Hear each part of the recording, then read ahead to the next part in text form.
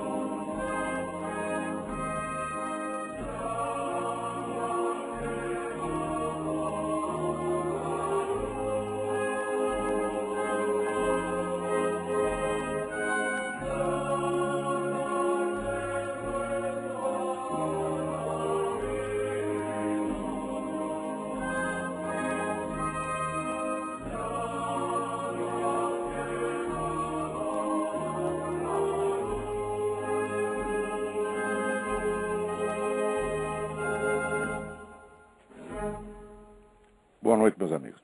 Isso que vocês ouviram é uma velha canção espanhola, composta na década de 30 por um monge e depois adotada pelos soldados espanhóis para a homenagem aos seus mortos. Ela é tocada aqui em homenagem ao Bruno Tolentino e a letra dela me expressa bem o que foi a vida do Bruno. Ele sempre considerou que esta existência aqui era apenas um rascunho, de modo que, quando a canção diz que na tua palavra confiamos, com a certeza de que tu já o devolveste à vida, isso quer dizer, então, que o Bruno agora está em edição definitiva. Falando no Bruno, é evidente que, para mim é mais do que evidente, que este foi o maior poeta da língua portuguesa desde Camões. Eu sei que no Brasil, no ambiente cultural brasileiro hoje, isso não é muito visível, porque o pessoal não tem um campo de referência suficiente para fazer as comparações. O Bruno é a pessoa que eu conheci que mais havia lido os poetas. Ele conhecia a obra de todos os poetas importantes, ele sabia tudo de cor. Né? Você falava em Goethe, ele recitava Goethe de cor, Dante, páginas e páginas da Divina Comédia e assim por diante. Né? E o Bruno tinha um campo de referência muito vasto, tá certo? E precisa um pouco disso para você poder avaliar o que é a obra dele. Afinal de contas, a obra de um escritor profissional, o escritor se distingue de qualquer outra pessoa que usa a língua, um jornalista, um redator de publicidade, certo? Porque o que ele escreve se insere dentro da tradição de uma arte. Quer dizer que os recursos vão sendo criados e acumulados e transmitidos e mesclados e criando novos estilos ao longo do tempo, e você sempre pode situar aonde historicamente está o sujeito. Se o que ele escreve não tem um lugar dentro dessa evolução da arte da escrita, ele não é um escritor, ele é apenas um usuário qualquer do idioma. E nem essa noção se tem no Brasil. Não é? No Brasil, você acha que qualquer pessoa que escreve direitinho é escritor. Até acham que o Luiz Fernando Veríssimo é um escritor, que é um grande engano. Ele não é, apenas um jornalista, um cronista. Né? Quer dizer, a linguagem tem que ser elaborada de uma maneira consciente dentro de uma tradição de aprendizado. Então, para você ver, vamos dizer, a riqueza da linguagem do Bruno, você precisaria ter lido, no mínimo, toda a poesia inglesa do século XX. Você precisaria ter lido Yeats, ter lido Auden, ter lido Stephen Spender, assim por diante. Como no Brasil ninguém leu nada disso, né? No máximo ler um pouquinho do T.S. Eliot, e são tão burros que nem percebem que os versos brancos do T.S. Eliot têm uma métrica escondida. O Eliot escrevia em inglês com métrica francesa, Os caras não percebem nem isso. Então, por causa disso, eles não têm condição de avaliar a obra do Bruno. Não há mais um público literário capaz como tinha nos anos 50. E também não tem mais escritores. A literatura brasileira acabou, literalmente acabou. Então, o que restará a escrever do Bruno, agora que ele morreu, é fofoquinha sobre a vida dele, é aquele negócio folclórico de que ele reintroduziu a métrica. Como reintroduziu a métrica? Isso é uma palhaçada. Quer dizer, o Brasil é o único país do mundo em que se acredita que a poesia moderna não tem métrica. A poesia moderna tem métrica no mundo inteiro. Só no Brasil não tem porque a pessoa não sabe fazer, pô. Então o Bruno apareceu fazendo a coisa mais óbvia, quer dizer, usando todos os recursos métricos que ele havia aprendido ao longo da vida, e o pessoal achou muito estranho. Brasileiro estranha tudo, caipira assim mesmo, acha tudo esquisito. Mas olha, esta semana aqui nós temos um verdadeiro museu de horrores. Né? Para começar tem este... Vamos logo de cara, vamos para o pior. No Rio Grande do Sul tem um jornalista chamado Mauri Martinelli, que escreveu umas matérias sobre corrupção na prefeitura de Estância Velha. Estância Velha é o distrito industrial lá do Rio Grande, é Santo André do Rio Grande do Sul. A prefeitura naturalmente petista. E, bom, devolveram a ele as críticas com um tiro pelas costas, dado com uma pistola Glock 380. O jornalista, por milagre, sobreviveu, saiu daí se arrastando. Logo depois, o autor do atentado, o criminoso, foi preso numa casa de propriedade do Jaime Schneider, que era secretário de planejamento da prefeitura petista.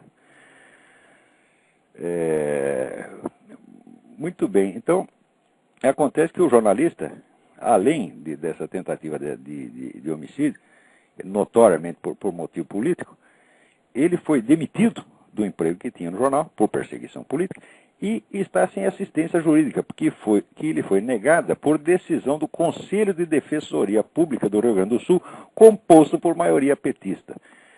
Então, olha, isso aqui é o Brasil de hoje. Esse pessoal faz o que quer, rouba, mata, né, engana todo mundo, e ninguém fala nada. Veja você, tem generais de exército batendo continência para essa gente. Tá certo? Então, realmente é para dizer, é um bando de generais. Quer dizer, qualquer sujeito que bata continência para esses vagabundos, é ele também um vagabundo. Entendeu? Não pode fazer isso.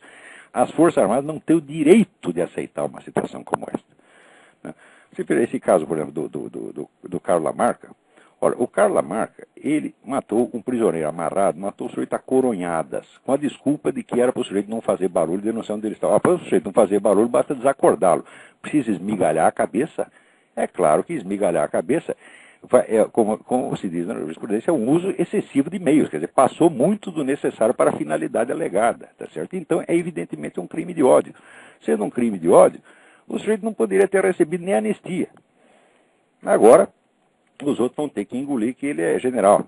E note bem, mesmo os militares, quando reclamam disso, reclamam muito respeitosamente. Sendo o senhor presidente da República, tem que tomar providência. Como? Você vai pedir socorro ao bandido, pô? Você não sabe com quem você está falando? Quer saber o que é mentalidade de esquerdista em geral? Não estou falando só de petista, não. A esquerda inteira é assim. Sempre foram assim, pô. É um jeito totalmente sem nenhum senso da verdade, senso do certo e errado, né? São manipuladores e mentirosos por natureza. Vê agora o que fizeram nesse caso por exemplo, quando está tendo audiência sobre o negócio do aborto agora, tem um pessoal anti-abortista que foi lá fazer uma manifestação, levando uns cartazes, uns panfletos, como é normal fazer nessa audiência. O pessoal sempre vai ali nas galerias, ou fica na frente e distribuindo panfleto, e exibindo cartazes, etc. Muito bem. Então foi lá um grupinho chefiado pela Doris Hipólito, presidente da Associação de Mulheres pela Vida, do Rio de Janeiro. O que o pessoal do Congresso fez? Mandou parar, mandou tirar, porque disse que era proibido ter manifestação só de um lado. Ora, sempre teve manifestações só de um lado. Todas as manifestações sempre foram de um lado só. Agora, quando é o lado contrário, não pode. Daí se alega que tem que ter os dois. E daí mandaram tapar a boca da mulher e ameaçaram de prendê-la. Enquanto isso, estava lá a dona Jandira Fegali, dizendo que o Instituto Juventude pela Vida, no Rio de Janeiro, que é antiabortista, que os membros desse instituto são nazifascistas. Ela lava a boca para falar, dona. Nazifascista é você. Nazifascista e mentirosa. Ora, porra. Quer dizer, depois não quer que a gente xingue. Quer dizer, a mulher chega e diz que os, caras, os jovens, por ser contra o aborto, são nazifascistas.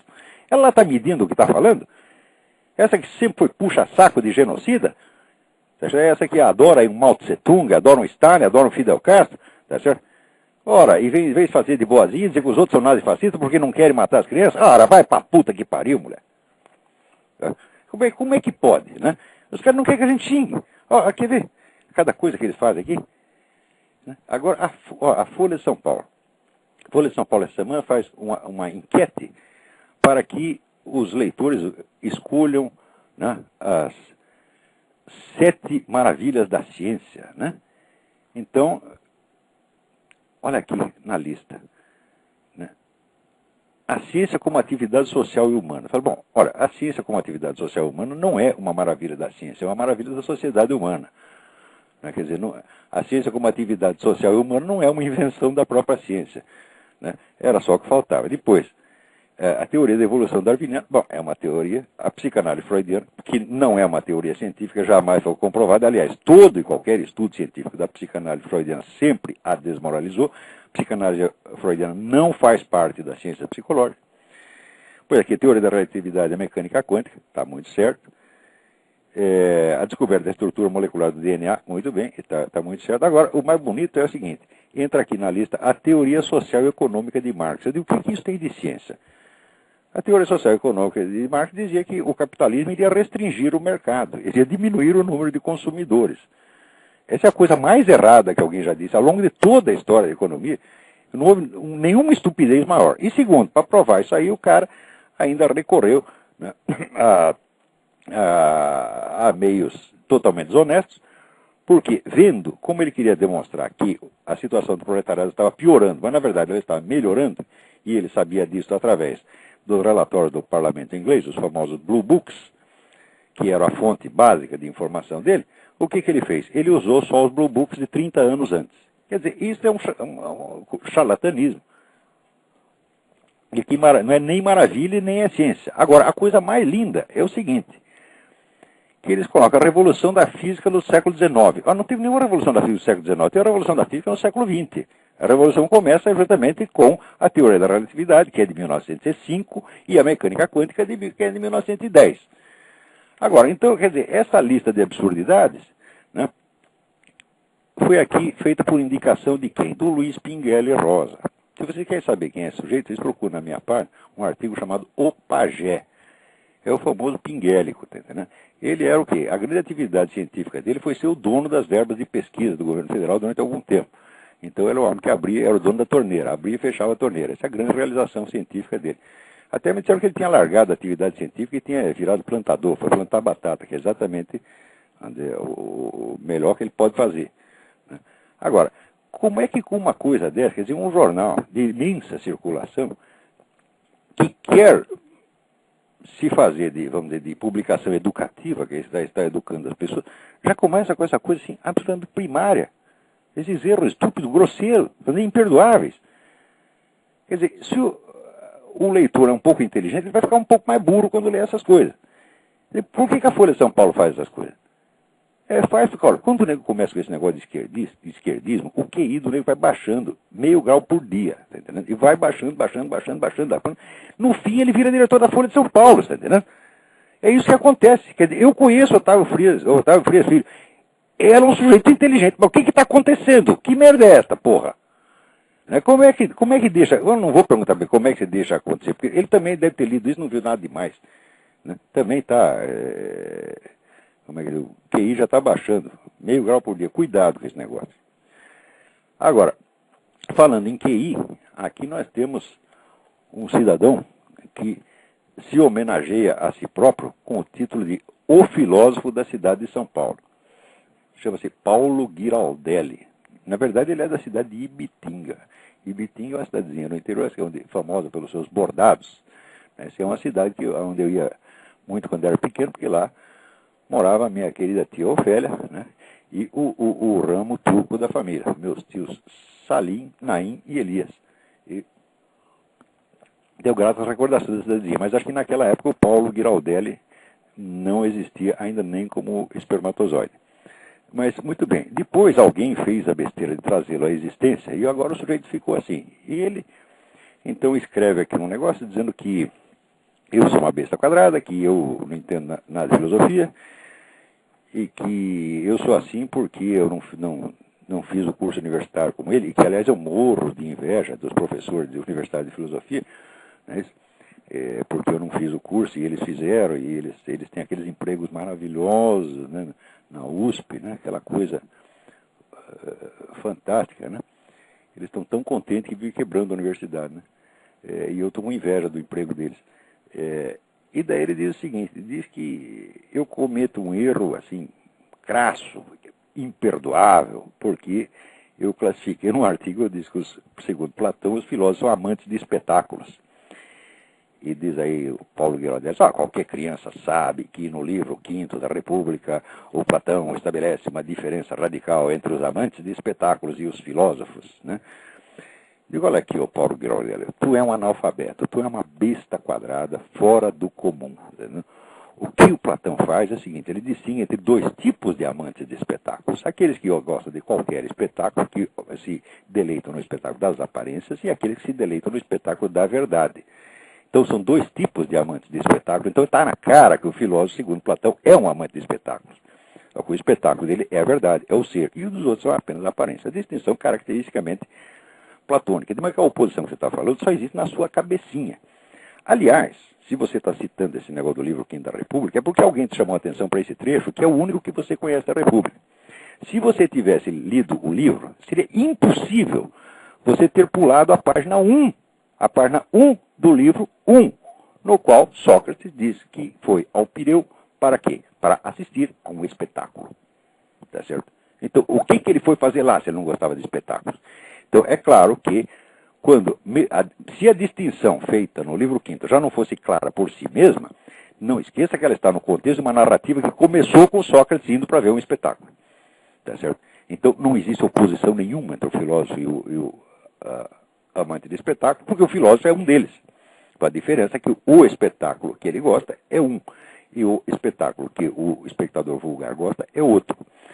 Agora, o Paulo Giraldelli, né, além disso, ele se coloca entre os filósofos, e ele atribui algumas qualidades ao filósofo. Uma delas é transcender suas próprias ideias políticas, raciocinar acima da sua própria ideologia ou grupo partidário, e que só os filósofos conseguem, não as pessoas comuns, como Olavo de Carvalho e Adolf Hitler.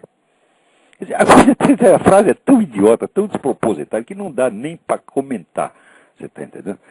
E, claro que me atribui ideias fascistas, não diz quais são, a não ser que ele considere, por exemplo, ser contra o aborto é fascista, talvez ele concorde com a dona Jandira Fegali. E o pior é o seguinte, é que o artigo dele tem como título, né, uma frase do Fernando Henrique Cardoso, que diz: não é preciso ser burro para ser de esquerda. Quando todo o artigo é uma demonstração precisamente do contrário. Tá certo? É preciso ser burro para ser de esquerda, mas ser burro, só seria o caso de dizer, ser burro não basta. É preciso ser burro e também ser vigarista, como esse Paulo Giraldelli. Você é um vigarista, mentiroso, safado, vagabundo, tá certo?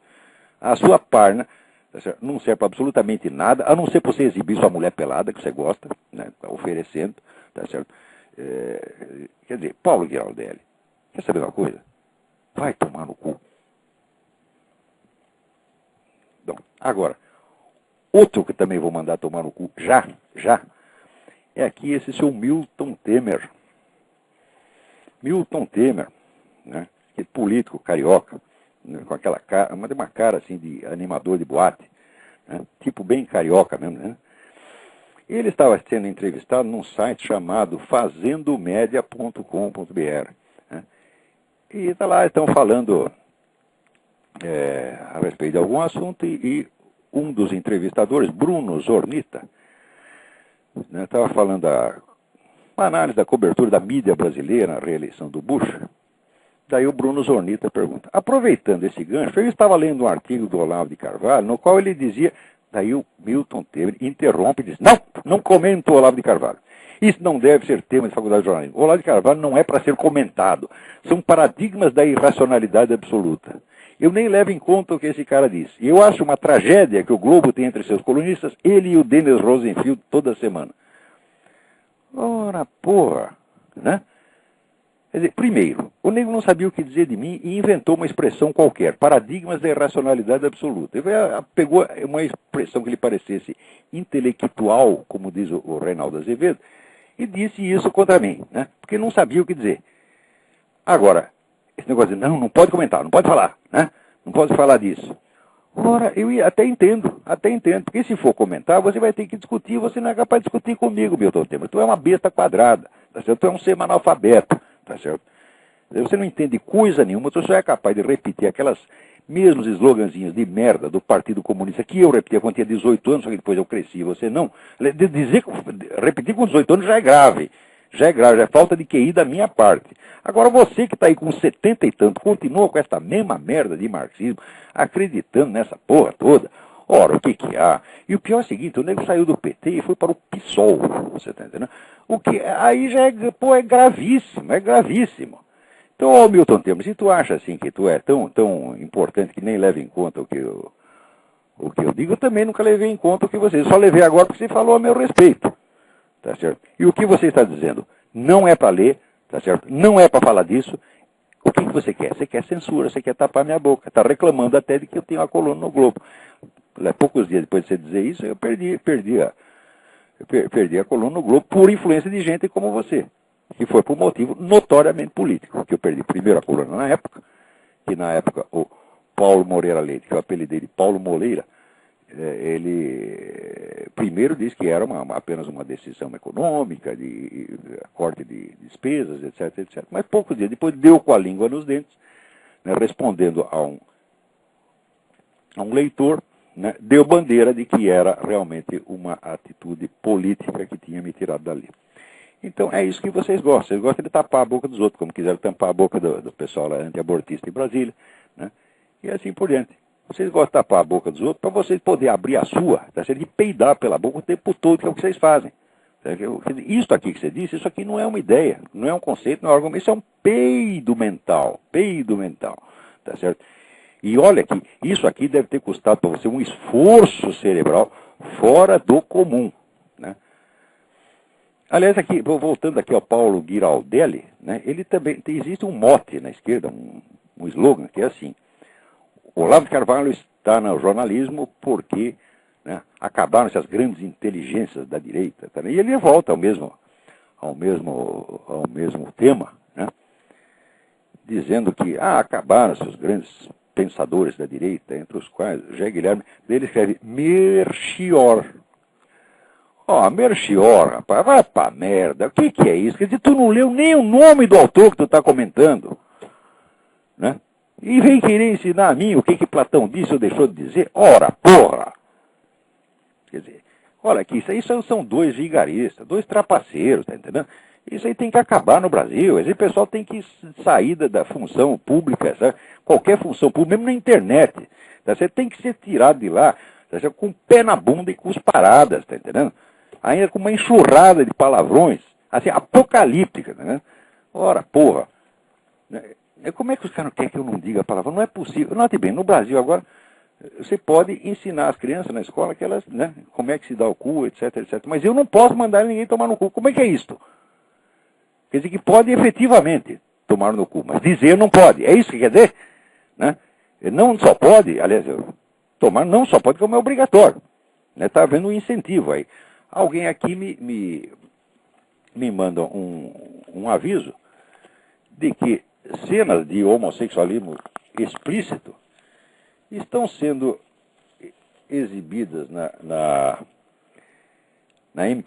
canal aberto MTV em horário que tem criança assistindo. Domingo às 15 horas. Né? Então o que é isso aí? Será que para o que os gays não sofram perseguição, coitadinhos, é preciso educar as criancinhas para que sejam homossexuais? Né? Quer dizer que as criancinhas devem representar um tremendo perigo para os homossexuais. Eu suponho que as criancinhas estejam matando homossexuais. Né? Então tem que fazer como diz aqui, uma reeducação de sensitividade, né, para que elas adquiram simpatia, né, pelas atividades homossexuais, simpatias ao ponto de praticá-las pessoalmente, Então, portanto, parem de ameaçar e aterrorizar os pobres homossexuais. Né? Agora, o engraçado é que esse pessoal continua dizendo que a finalidade da tal da PL 122 não é perseguir ninguém, é apenas proteger os direitos dos homossexuais. Fala, não, não é não. Notoriamente não é. Porque é o seguinte, se você procurar tudo que eu escrevi desde que eu cheguei ao mundo, não é desde que eu estou na vida, desde que eu cheguei ao mundo, você não vai ver uma palavra minha contra alguém por ser homossexual, ou nem mesmo contra o homossexualismo em si. Tá certo? Porque essas coisas de moral sexual eu acho tudo muito complicado, eu prefiro não ter nunca opinião nenhuma a respeito, né? Então eu nunca disse uma palavra, nem contra pessoas por serem homossexuais, nem contra a própria prática homossexual, mesmo porque eu, como comentarista político, não tenho que me meter na vida pessoal das pessoas. Bom, apesar disto, eu só escrevo contra os aspectos políticos do movimento gay. Apesar disto, os líderes do movimento gay já reiteradamente me chamaram de homofóbico. Isto quer dizer que eu estaria enquadrado na lei. Ora, se o cara que é simplesmente o adversário político e ideológico do movimento já está enquadrado no crime de homofobia, então é claro que a lei anti-homofóbica é feita para punir, calar e perseguir inimigos políticos e não para proteger direito de quem quer que seja.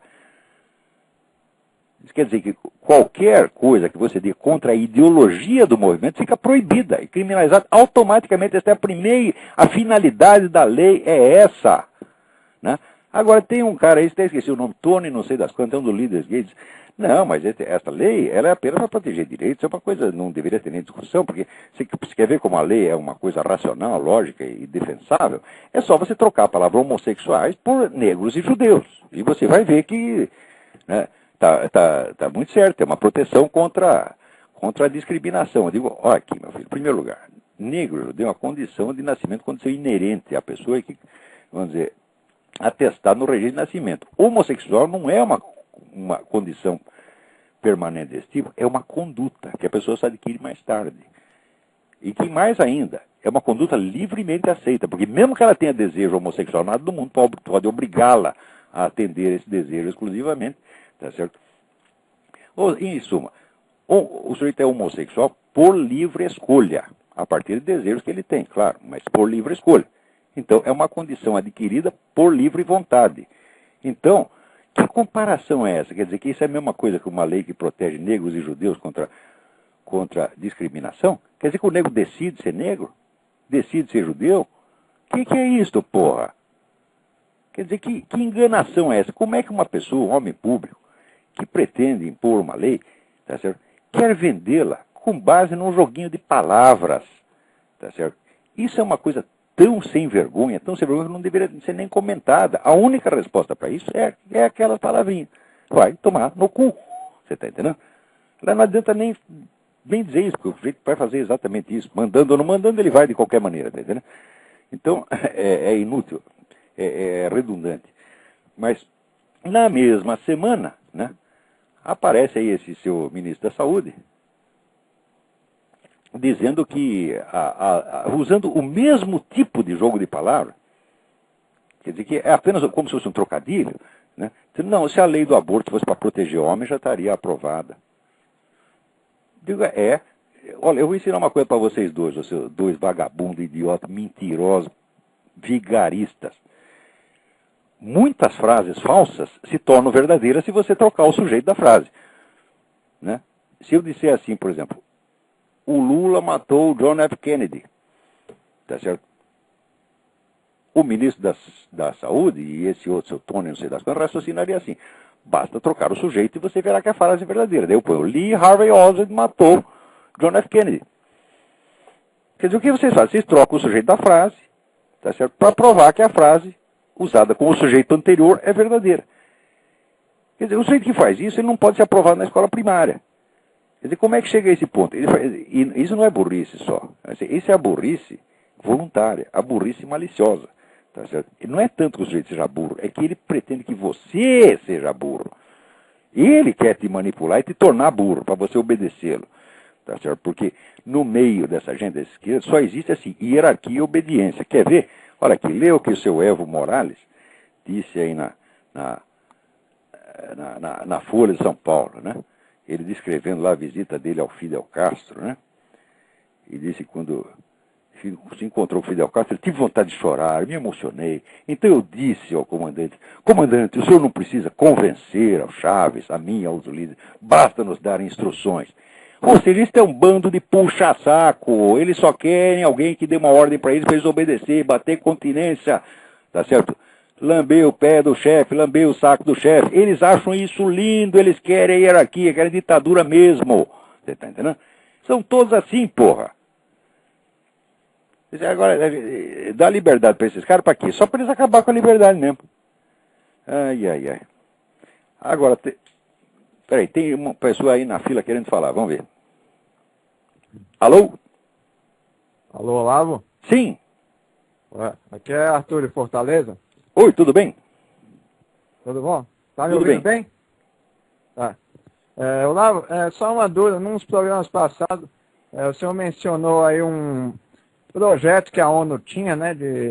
Aliás, de fazer uma religião mundial. Sim. O senhor falou nisso? Sim. E eu queria saber onde é que a gente encontra informação sobre isso. Tem um livro que tem toda a documentação sobre isso. Esse livro só tem em inglês. Aliás, em português não tem nada. O Brasil está separado do mundo, tá entendendo? O Brasil assim, são 180 milhões de pessoas que estão aí para ser enganados, ludibriados, feito idiota e pagar por isso, pagar caro. No Brasil não tem informação nenhuma, mas em inglês existe o livro False Dawn, Falsa Aurora, False Dawn.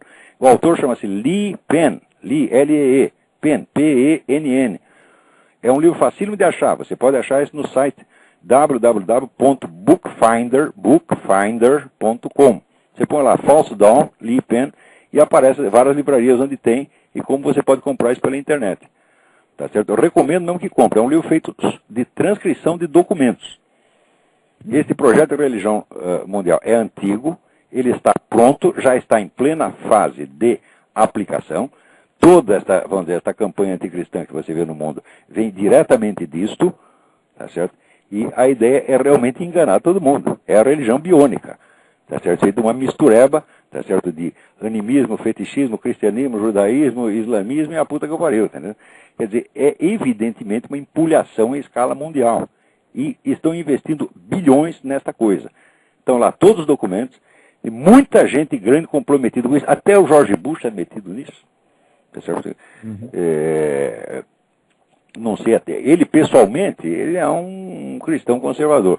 Mas, politicamente, o cara se mete nessa coisa. Sabe como é político? Político sempre tem duas caras, né? Agora, nessa questão da religião, não é para ter. Você não pode servir a dois senhores. Você não pode ser cristão conservador e, ao mesmo tempo, você está participando desse negócio da religião biônica. Tá certo? Que realmente isso é a religião do Satanás, a religião do capeta, a religião da empulhação, porra. Então, vai atrás do livro do Lee Penn que você obterá todas as informações que precisa. Tá bom, então. Obrigado. Tá bom, obrigado pela sua participação. Obrigado. Então, antes que eu esqueça, porque eu estou fazendo esse programa aqui, que esse programa não tem patrocinador, eu não ganho um tostão furado com isso, também não gasto. Tá certo? Mas eu nunca me lembro, nem mesmo de anunciar os meus próprios cursos, fazer propaganda de mim mesmo. Ora, você vê, todo programa, quando termina, a pessoa fala, mas você não falou dos cursos. Eu esqueço, simplesmente esqueço. Né? Ao contrário do seu Paulo Giraldelli, que está toda hora, eu sou gostoso, eu sou o filósofo da cidade de São Paulo. Filósofo da cidade de São Paulo, para bem para pensar. Né? Em São Paulo viveram o Mário Ferreira dos Santos, o Miguel Reale, o Vicente Ferreira da Silva e o William Flusser. Tá certo? E o cara diz que ele é o filósofo da cidade de São Paulo. Meu filho, você não é filósofo da cidade de São Paulo, tu não é o filósofo da Barra Funda, tá certo? Tu não é o filósofo da tua rua, tu não é nem o filósofo do seu banheiro, tu é o filósofo da puta que eu pariu, isso na melhor das hipóteses. Muito bem, vamos lá aos avisos. Eu vou dar um curso aqui em setembro, tá certo? Um curso sobre a paralaxe cognitiva, né? Em setembro, que será dado aqui na Virgínia, as pessoas virão assistir aula aqui, e há vamos dizer, um plano elaborado por uma empresa de turismo para fazer um negócio barato e acessível que o nego vai pagar em mensalidades.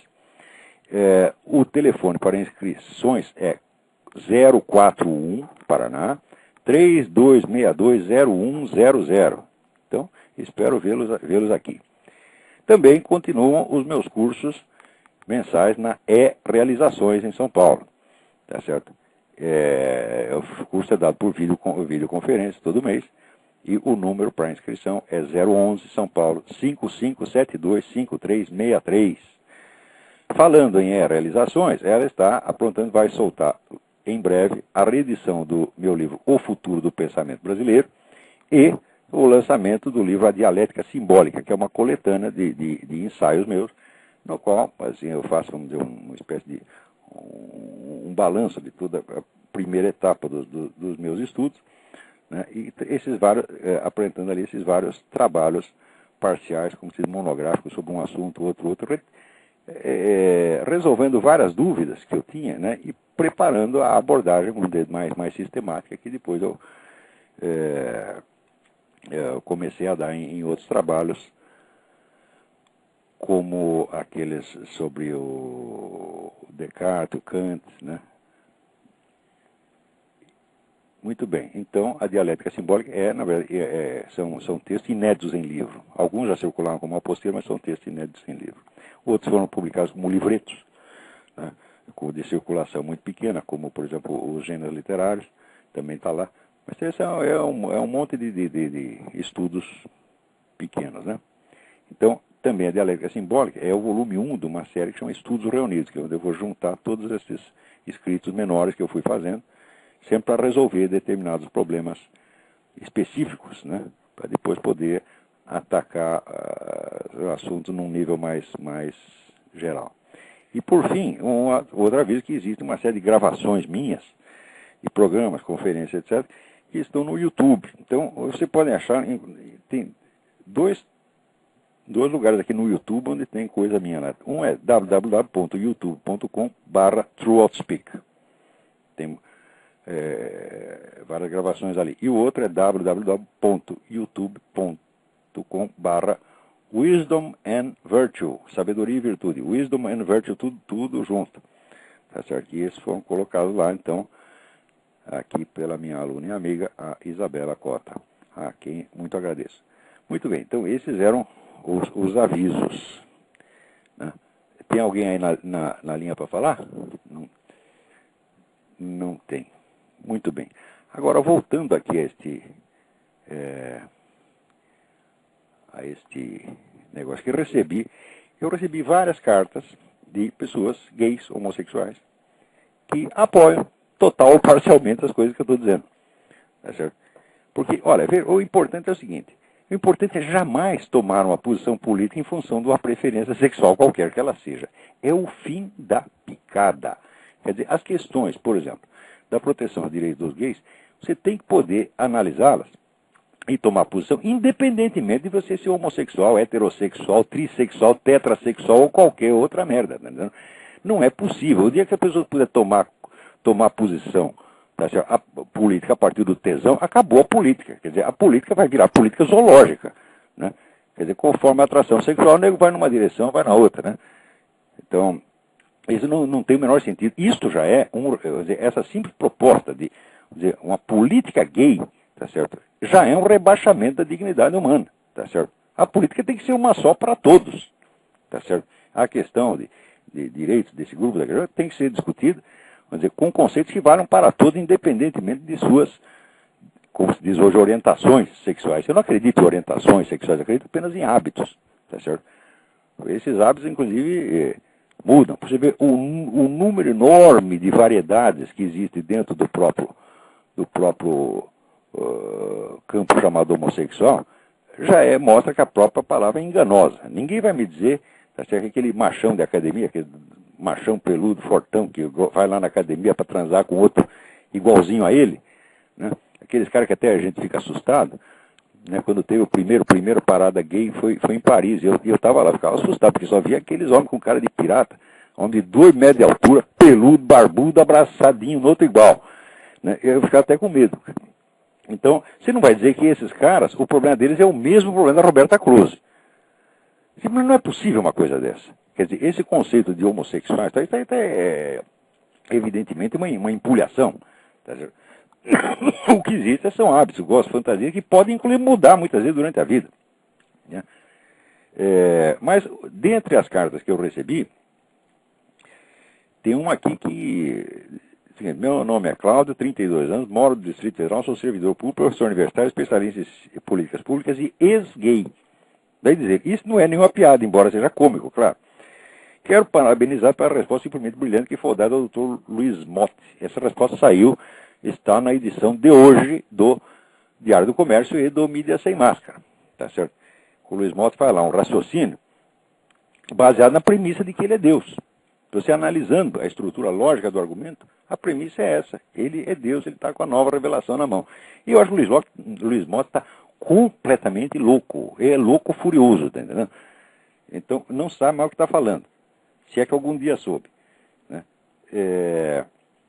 E esse é o primeiro que, embora eu não diga uma palavra contra homossexuais, nem contra o homossexualismo, vive me rotulando de homofóbico. Tá certo? Ora, Luiz Mota, eu não tenho processo por isso, porque eu não estou no Brasil, tá entendendo? Mas seria muito difícil, eu não tenho dinheiro para ficar fazendo processo desde daqui para pegar você aí. Mas que você merece, merece. Então, isso aqui. Continua o nosso correspondente, Cláudio Soares. A coragem, o equilíbrio e o conhecimento demonstrado na sua resposta merece um prêmio, o prêmio da coerência. Como não posso premiá-lo, conforto com a lembrança de que no Senhor nossa obra não é vã. Eu vivi no engodo da homossexualidade e no discurso de seus defensores. Mott é o arauto mor desse caos completo. Durante a adolescência, bebi das águas imundas das ideias do Dr. Mott, pois era a única voz... Assim vai. Bom, muito bem. Quer dizer, eu gostaria de dizer que não existe... Né? Ex-gay, como é que é? Quer dizer, eles querem grudar a condição de gay no sujeito assim indelevelmente, quer dizer, não é mais o exercício de uma liberdade, né? Não é mais o exercício de uma liberdade, mas é uma condição fatal inerente, né, ao sujeito. Ora, mas que brincadeira é essa, né? Deixa eu corrigir uma coisa, antes que eu esqueça. Aquele site que eu pus, o Wisdom and Virtue, é de fato da Isabela, mas o outro foi colocado lá pelo Silvio Grimaldo, a quem também agradeço muito. O ThroatSpeak, né? www.youtube.com/ThroatSpeak, e foi montado pelo Silvio Grimaldo. Mas muito bem. Peraí, tem alguém na linha, vamos lá. Alô? Alô, lá? Alô, Eu? Lavo? Eu? Tá ouvindo? Estou ouvindo perfeitamente. Tudo bom, Marcos tá falando aqui? Quem que é? Alegre. Oi? Quem é? Marcos. Ah, Marcos, tudo bem? Tudo bem, e o senhor? Tudo certinho. É o seguinte, esse tempo tá ouvindo o seu programa aí do ThroatSpeak e o senhor fala do... como é que é? Do poder da reza, né? O senhor falou assim, que... Pô, comigo funcionou muitas vezes, né? A reza, etc e tal. Se não funcionasse, eu não estava aqui. Pois é, acho Porque que eu eu também passei não. a vida assim, procurando encrenca e depois pedindo a Deus para me tirar dela. Uhum. O pior é que ele sempre tira. Não, é verdade, é verdade. Não, então só duas questões rapidinho, assim, daí já vou indo. Eu vou confessar uma coisa, eu rezo pro senhor eventualmente, assim, pra Reze por mim que eu estou necessitado. Aí ter tá aí força nesse trabalho e continuar o adiante. Milton Temer querendo me jogar na privada, né? E assim por diante. E se não é pedir demais, se o senhor puder rezar um pouco pra nós aqui em casa, eu ficaria bem satisfeito, assim. É um prazer um dever. Não esquecerei de você na minha Então, oração. eu queria... Não, obrigado. Eu queria que o senhor falasse dessa questão da reza, o que o senhor sabe, como é que ela funciona. E outra questão também aí, mais alheio, eu queria que o senhor falasse o que o senhor sabe sobre a chamada guerra justa. Porque eu não sei nada do assunto, eu cito lá no imbecil coletivo rapidamente e eu não tenho muita ideia do que seja. Então eu só queria saber isso. Olha, eu acho que seria um pouco longo. Agora falta um pouquinho aqui para terminar o programa. Eu não vou poder te responder isso hoje. Será que você teria a amabilidade de você me colocar essa pergunta de novo na semana que vem, no começo do programa? Sem problemas. Se eu lembrar, eu ligo. Faça isso, por favor. Tá bom. Até porque agora a gente tem poucos minutos aqui. Tá. E não dá nem para começar. Agora, quanto ao primeiro tópico, eu só vou dizer uma coisa. O fato mais comprovado do mundo estatisticamente é a prece atendida. É uma coisa, assim, inclusive aqui nos Estados Unidos, né, existem inúmeros estudos que mostram que, em geral, as pessoas que oram, as pessoas que têm fé, elas se recuperam mais facilmente em qualquer doença do que os outros. Isso está arquidemonstrado. Agora, houve uma tentativa de fazer uma pesquisa proposital, de se reunir um grupo para rezar, etc., e daí não funcionou. Claro, por quê? Aí as preces estavam enquadradas dentro de uma pesquisa. Você tá entendendo? Então não são preces. É como se fosse uma encenação de prece apenas. Tá certo? Então aí não vai funcionar mesmo, jamais. Está colocando Deus à prova. Você pode estudar a eficácia da prece a posteriori. Você pegar um caso real, efetivo, de prece, e estudá-lo a posteriori. Mas você não pode montar uma situação, tá certo? Onde as pessoas vão rezar para isso aqui, para ver se dá certo. Isso você não pode, porque daí deixa de ser prece. Isso é uma coisa básica. Mas aqui tem um milionário chamado John Templeton, tem uma fundação de estudo, e alguém foi lá e enganou o John Templeton com essa proposta de pesquisa, e ele deu dinheiro para fazer a pesquisa. A proposta é absurda em si mesmo. Nós vamos reunir aqui um grupo de pessoas para rezar não sei o quê, para ver se cura o fulano. Fala, claro que não. Né? Então, a prece tem que ser, vamos dizer, a relação básica. Ela não pode ser um elemento dentro de um outro intuito. Tá certo? Quer dizer, quando você vai falar com Deus, né, você não pode estar falando com Deus para mostrar para um terceiro, para ele ver se funciona. Você não tem sentido. Você está falando com o terceiro, não com Deus. Né? Então, viram um teatrinho. Mas a coisa mais abundantemente provada é a eficácia da prece. Agora, esse é um escândalo. Porque as pessoas vão inventar 1001 explicações, vão inventar, dizer até que a autossugestão, quer dizer, se a autossugestão fosse capaz de curar assim, milhões de pessoas, isso dispensaria a existência da medicina automaticamente. Uhum. Sim. Mas então tá isso. Opa. Como é? Não, é isso, só isso que eu queria perguntar. Então, eu gostaria de falar mais sobre isso e não esquecerei do tema nos próximos programas. Se você me lembrar novamente, eu te agradeço. Sobre a Guerra Justa, então, semana que vem, dou um toque de novo. Isso aí é São Tomás de Aquino, mas seria... Aí não dá para entrar no assunto agora. Mas se a gente tiver uns 15 minutos, podemos tratar disso. É um tema interessante. Tranquilo. Tá bom então, Olavo. Obrigadão. Tá, obrigado. Eu agradeço. Tchau, tchau. Um abraço. Agora, voltando a este assunto, quero lembrar uma coisa para vocês. O pai da revolução sexual, o Dr. Wilhelm Reich, né? O homem, aliás, o termo mesmo revolução sexual foi ele que inventou. Ele tinha a teoria de que o homossexualismo era uma doença criada pela repressão sexual. E ele assegurava que quando acabasse a repressão sexual ia acabar junto o homossexualismo. Nós vimos que foi exatamente o contrário. Quanto menos repressão sexual tem, mais homossexualismo tem na praça. Mas não é só homossexualismo. Isso não para. Por exemplo, se você não pode discriminar os homossexuais, por que pode discriminar os sadomasoquistas? Se você pode ensinar o homossexualismo na escola, por que não pode ensinar o sadomasoquismo? O que vocês têm contra a pobre comunidade sadomasoquista? Então, logo vão ter que ir lá, né, botar os meninos na escola de chicotinho, com cuecão de couro, etc, para que os sadomasoquistas não se sintam prejudicados. E aquelas pessoas, amáveis pessoas, que gostam de fazer sexo com animais. Outro dia teve um sujeito, né, que até morreu, né? Ele comia a jumenta, né? E um dia a jumenta se cansou daquela humilhação, deu-lhe um coice, o sujeito foi parar do outro lado da rua, tá certo, e morreu, tá certo. Mas tem muita gente que gosta disso. Aqui, uma notícia da agência France Press, né? Na Suécia, tá certo, está aumentando terrivelmente o caso de sexo com animais. Cada vez mais gente está interessada em comer cabritas, né, cadelas, jumentas, éguas, vacas, né? Eu não sei se tatu, como dizia o pessoal do Mamonas Assassinos, não sei se chegar nesse ponto, mas tudo é possível, né?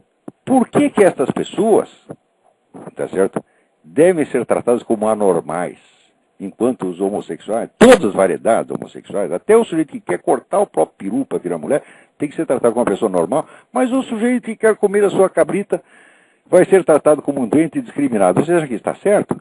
Então, é claro que não. Então, esta expansão progressiva dos direitos sexuais está na própria dialética da revolução sexual. Tá? Quer dizer, quanto mais você abre, mais vai abrir. Tá certo? Então, daqui a pouco haverá também a legalização do casamento com animais. Se você está pensando em casar com uma gatinha, tá certo? Você poderá realizá-lo antes do que você pensa. Aguarde mais uns anos e você vai ver. Você vai ver o ensino de toda essa merda nas escolas. Tá certo? Porque, olha, que eu saiba, a escola não foi feita para ensinar, tá certo, prazeres sexuais a ninguém. Mas a ninguém. Tá certo? Nenhum tipo de prazer sexual. Foi ensinar, vamos dizer, a heterossexualidade mais estrita e dogmática também não é para ensinar. Vamos lá. Tem alguém na linha aí? Alô? Olavo? Eu? É o Pedro quem fala aqui do Rio? Tudo bem? Tudo certinho? Tudo certinho. Então, eu venho ouvindo seu programa, queria parabenizar pelas ideias e tudo mais. Muito obrigado, muito obrigado. Então, é que você está falando tanto do homossexualismo, assim, eu, por minha parte, eu não vejo muito esse incentivo à liberdade sexual tão gigantesca aqui, pelo menos nas escolas do Rio de Janeiro. Isso é mais um fato, assim, vamos dizer, corriqueiro aí nos Estados Unidos? Ou... Não. Isso está... Aqui tem algumas escolas públicas, tem algo disso, já está bastante disseminado, se bem que de maneira muito mais discreta e elegante do que se faz no Brasil. Mas esses casos que eu estou citando são no Brasil mesmo. Agora, acontece o seguinte, aqui nos Estados Unidos é a terra da informação, aqui tudo você sabe.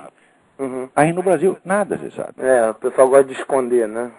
Esconde, não publica, não liga, tá entendendo? Faz que nem o Milton Temer, não vamos falar disso, tá entendendo? Primeiro, que é o seguinte, esse pessoal da esquerda vive reclamando que a mídia brasileira pertence a 5 famílias. Eu digo, olha, eles não deviam reclamar disso, porque foi justamente isso o que facilitou que a esquerda dominasse esse ambiente inteirinho. Com certeza. Se tivesse 10 mil empresas de mídia, daria um trabalhão para eles dominar tudo. Nunca chegaria a dominar como aqui não chega a dominar. Porque aqui está aparecendo novas empresas toda hora. Qualquer cidade de médio porte já tem uma grande... Tem jornal, tem qualquer cidade pequenininha tem o seu jornal independente, tá entendendo? Então é difícil. E tem programa de rádio, que é a coisa mais importante aqui, tá entendendo? Então tem milhões de estações de rádio. Não é como no Brasil. No Brasil um só, o canal que é a Globo tem 70% da audiência, é um fenômeno inédito na história da mídia mundial. Quer dizer, dominou a Globo, dominou o Brasil. Que foi exatamente o que o PT fez, né? Agora, então aí foi muito fácil o pessoal dominar. Então o noticiário no Brasil é muito restrito. E você, para você obter as informações, só se você pegar milhares de fontes, que é o que eu faço aqui, entendeu? Eu fico sabendo muita coisa de informação direta. A pessoa que estava lá, que viu, que escreve para mim. E que eu sei que jamais sairá na mídia. Se conseguiram esconder o Foro de São Paulo, que é a entidade política mais poderosa da América Latina, tá certo? Durante 16 anos, toda a mídia escondeu, como é que não vai esconder outras coisas? Você vê que os esquerdistas, pelo menos os professores que eu tenho, eles ficam apavorados, né? Quando eu cito o senhor, eles falam, não sei o quê. É que nem o Milton Temer. Não, levado de retro, Satanás. Tá entendendo? Não fala isso, não com água benta, tudo, né? E por quê? Porque eu estou contando as coisas que eu sei. E ali é o país da moita. Tudo é moita, entendeu? E aqui não tem moita, não. Aqui a gente fala o que sabe. O jeitinho não me meto na vida particular de ninguém, não fico fazendo fofoca de ninguém, eu só falo de atos públicos das pessoas. Com certeza. Eu sou muito contra essa coisa de vasculhar a vida particular para esculhambar com as pessoas, que é uma coisa que todo mundo gosta de fazer. Mas no Brasil chegou num nível tão absurdo que não dá para esconder nada, né?